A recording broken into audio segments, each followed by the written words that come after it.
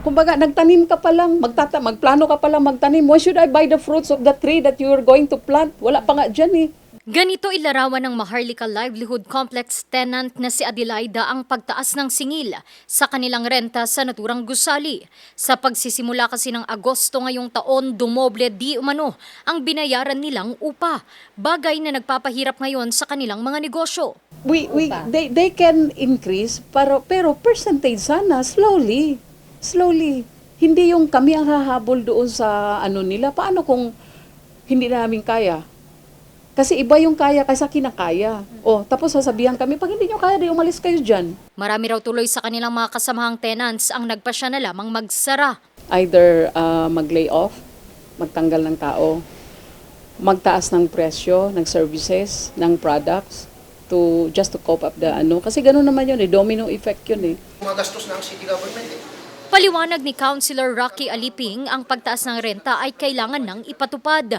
Ilang beses naman na raw nasuspende ang pagtaas sana nito. Upon take over ng Maharlika, sino nang nagbabayad ng mga kanya, nagme-maintain. Kaya nag-appoint kami ng TCC and management to oversee the operation of Maharlika. Yung security services, yung janitorial services, electrical, sanitation, at iba-iba pang mga direct expenses diyan. City na lahat ang nagmamanage. Kaya saan po kukuha ang city kung sakaling yung dating rate pa rin? Ayon sa United Maharlika Tenants Association Incorporated, walang malinaw na basehan sa ipinataw na bayad sa kada square meter ng bawat pwesto. Kasi nagbibil sila na hindi pa talaga nila nakukuha yung per square meter o yung totoong sukat ng mga shop.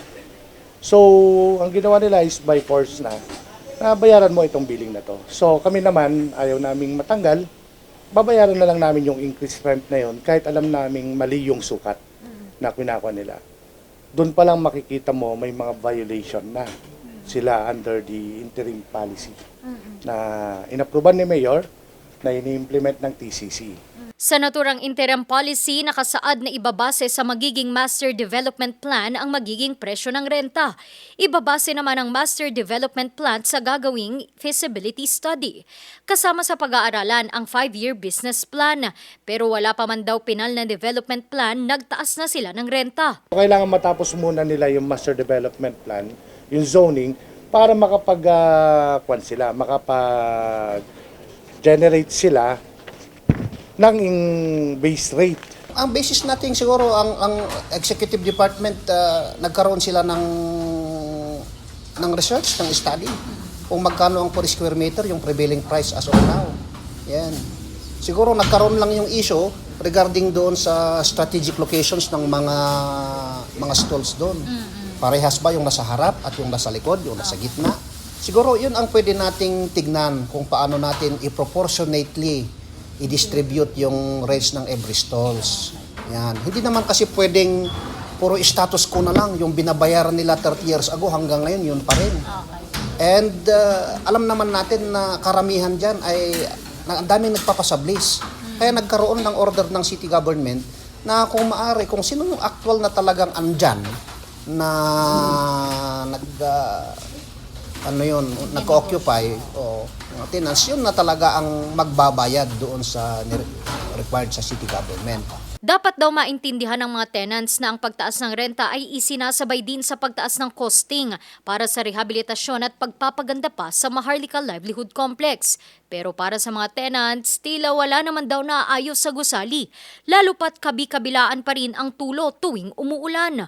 Naniniwala din sila na may paglabag ang mga namumuno sa gusali at hindi rin nasusunod ng LGU ang mga ordinansang sila mismo ang gumawa. Dapat makisama na rin yung mga tenants natin. Kaya hindi pa naman tapos ang lahat. That's why I recommend to them na please makiusap sila sa legislative, sa executive, para tignan natin kung ano po ang ibang diplomatic way of coming up with a solution. Sa ngayon ay ipinasa na muli ng Konseho ng Baguio sa Executive Branch o kay Mayor Benjamin Magalong ang pagdedesisyon sa pagpapatupad ng renta sa Maharlika.